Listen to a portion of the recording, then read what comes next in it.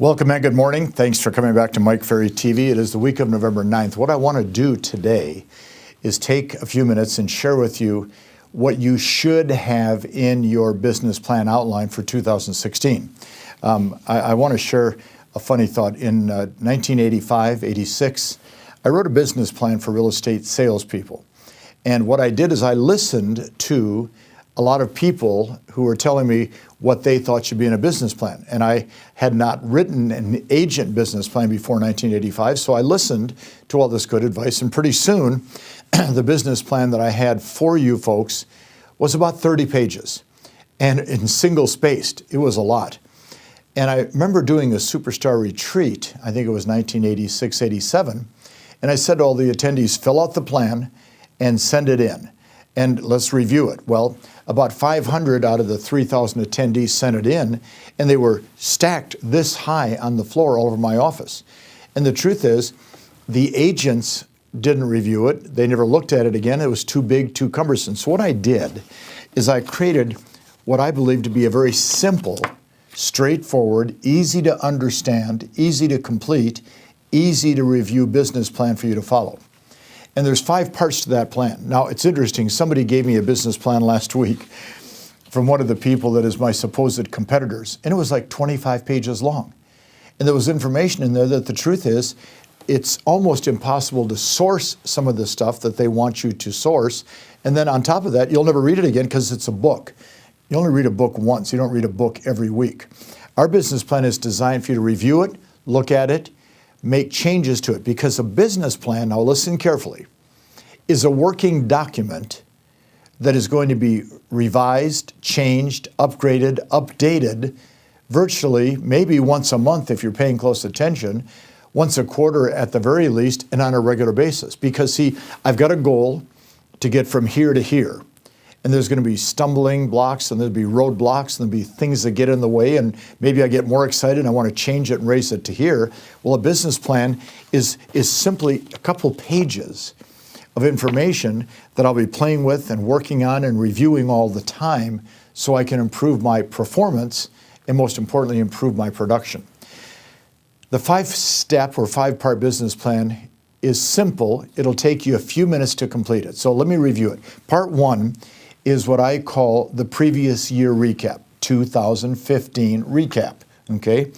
Total paid income for the year, total business expenses. Now, many of you will have a challenge with that because you don't track your expenses well. Don't get overly concerned, okay?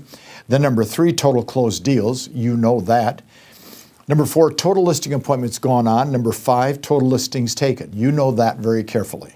Number 6, total listings sold. 7, buyer-controlled sales. 8, we ask you for an average sales price so you can be very clear as to what your market is. Average commission check, number 9. Average hours worked per week, number 10. Present inventory, how many listings do you have as you start the new year? Okay. Present pendings, of course.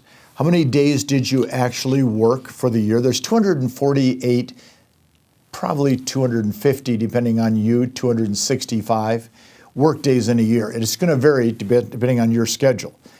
There's not 150, which is what most agents do. There's more work days than you think.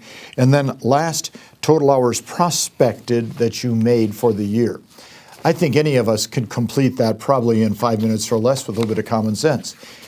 I can't look forward till I look at where I am today. I can't project the future unless I know where I am today. The purpose of the recap is to tell you where you are today. Part 2, 2016 goals. Income goal, closed deal goal, listing appointment goal, listing taken goal, listing sold goal, buyer-controlled sale goal, goals, hours worked per week, goals, days worked for the year, prospecting goal, how many hours per day, and contact goal. Not complicated, some basic goals. Now, if you have these written out and you keep them in front of you at all times in your workspace and you keep your eye on the goal, guess what? Your mind will work towards that particular goal you've set. Part 3, the numbers required to achieve the goals. This is the hard part. If there's any challenging part of our simple business plan, it's part 3.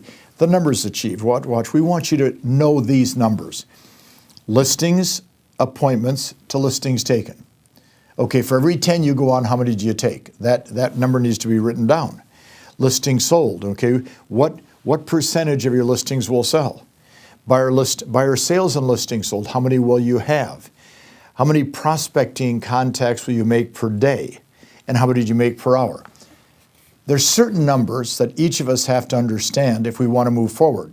The better we understand the numbers, the faster we can move forward.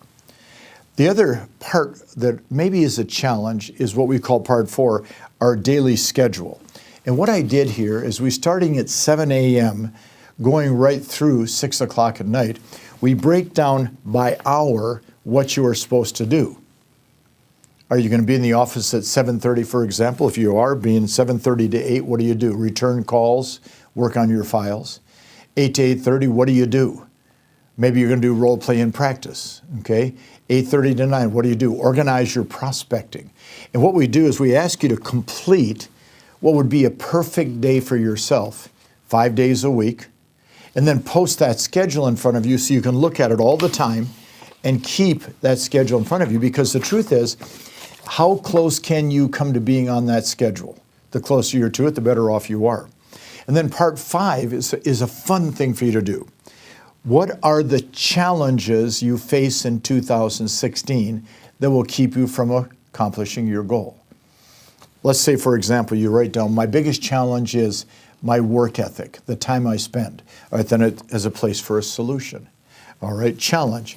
Let's say that your biggest challenge is being comfortable calling your database. Okay, what's your solution?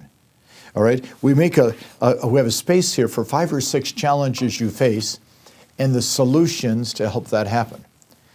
It's simple, it's direct, it's important, and it's one that anybody can complete. Earl Nightingale has said for years, man has no problem achieving their goals. Man has problems setting goals. The goals are your business plan. The numbers, the schedule, the challenges, the solutions, and a recap so you know what you've done, so you know where you want to go, and then, of course, you can start moving forward. Don't let your business plan be something that you're hesitant or afraid of. Complete it. Then keep it visual all times. Don't put it in your desk drawer and let it disappear, because then, of course, what value does it have? You should be checking it every week on Friday or Saturday. You should be updating it every month. Are you off track, on track? Are you improving? Do you need more help?